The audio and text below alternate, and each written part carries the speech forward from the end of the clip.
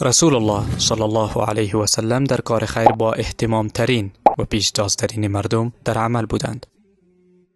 بنابراین برای دریافت شب قدر در دهه اخیر رمضان و به ویژه در شب‌های تاق یا فرد تمسک زیاد داشتند. از ابن عباس رضی الله عنه روایت است که پیامبر صلی الله علیه و سلم فرمودند شب قدر را در دهه اخیر رمضان، یعنی در 9 یا 7 و یا 5 روز باقی مانده آن جستجو کنید و با غروب آفتاب روز 26 رمضان وارد شب 27 می شویم و این شب به گمان غالب شب قدر خواهد بود.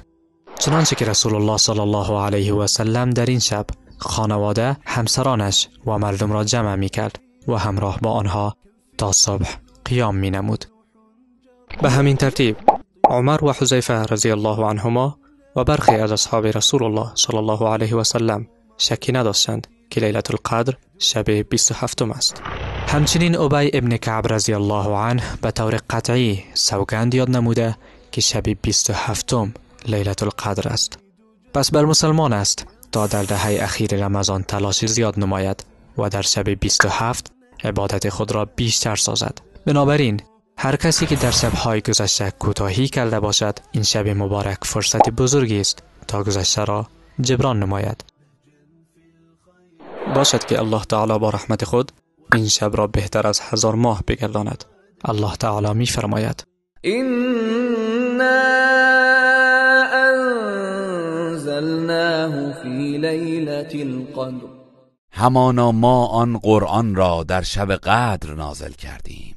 وما أدراك ما ليلة القدر، و تو چه دانی شب قدر چیست؟ ليلة القدر خير من 1000 شهر، شب قدر بهتر از 1000 ماه است. تنزل الملائكة والروح فيها بإذن ربهم من كل أمر، فرشتگان و روح در آن شب به فرمان پروردگارشان برای انجام هر کاری نازل می شوند. سلام هی حتی مطلع الفجر، آن شب تا طلوع فجر سلامت و رحمت باشد.